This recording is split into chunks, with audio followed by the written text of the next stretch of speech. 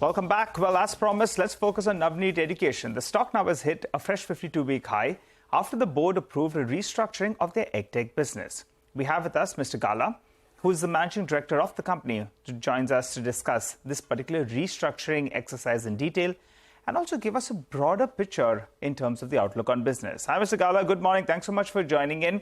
Well, you have mentioned that this restructuring is going to minimize losses in the EdTech space.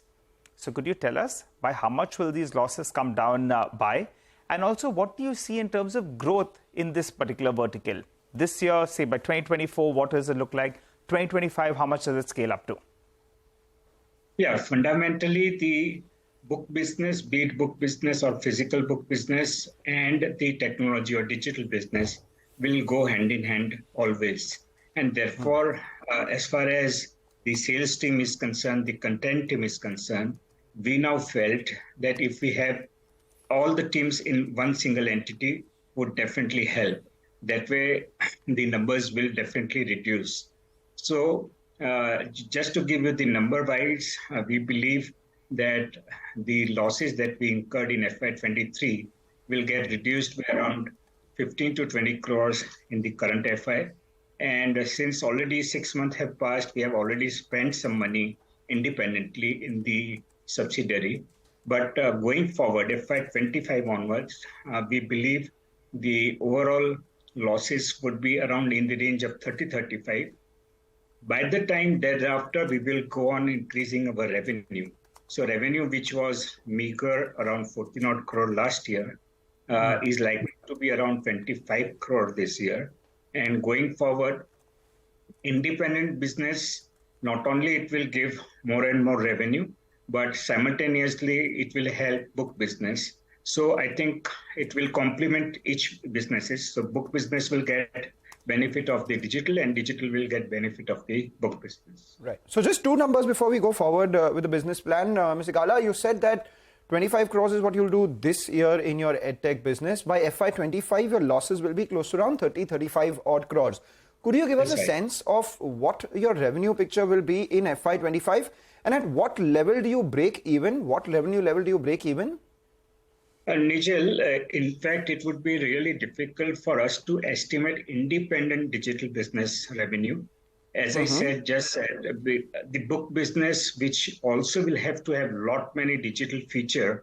So the expenses would be in digital, but the revenue of book business will grow.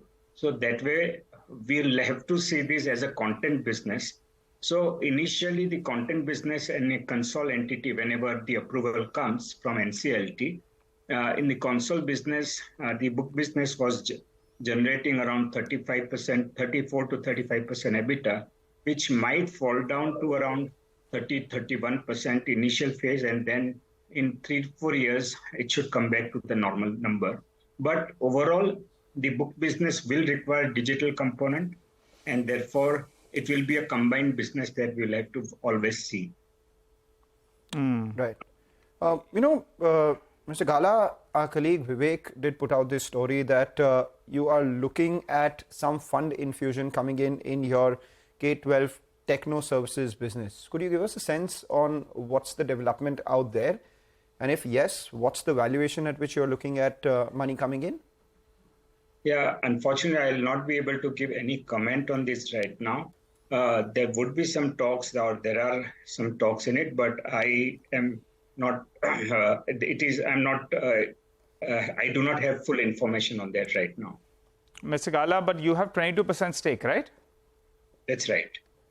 All right. Some suggest that maybe the fresh infusion in K12 could be minimum. It could be more a change of hands. What have you heard? Yeah, what we have heard is majority of that is change of hands. So it is secondary transaction, not in the company. Interesting. But you want to hold on to this 22%, right? Or do you have a plan to increase or decrease it? Because if you take money off the table, you're going to get 650 crores odd at current valuation. Is that tempting enough? Or do you believe that it has a huge scope going ahead? Overall, I should say I'm not just focusing on valuation. Overall, I would say that the business is doing exceedingly well.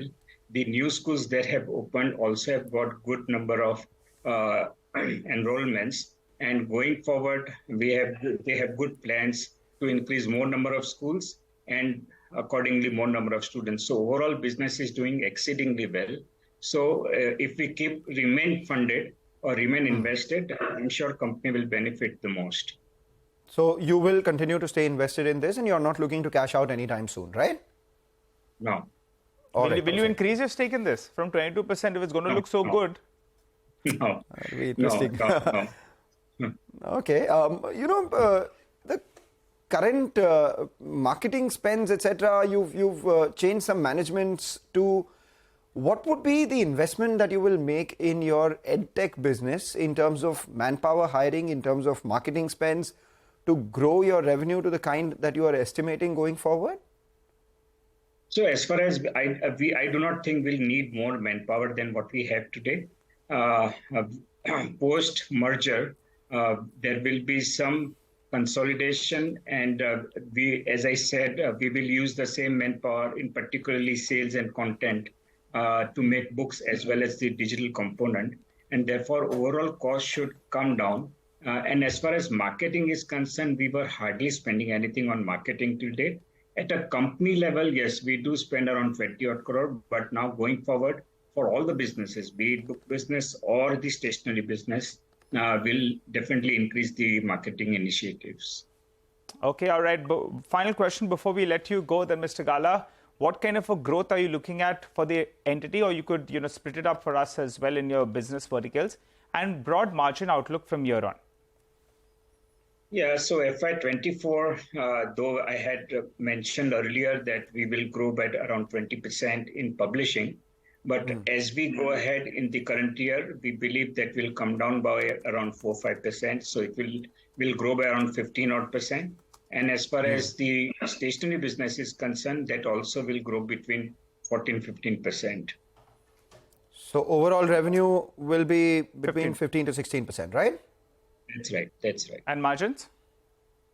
So margin-wise, stationery segment will be around 2% lower than what we did last year. We had the inventory benefit last year versus, unfortunately, we had inventory losses in terms of higher input costs this year in stationery. Therefore, we will have impact of around 2% in our stationery business. As far as publishing business is concerned, we are confident of maintaining margins.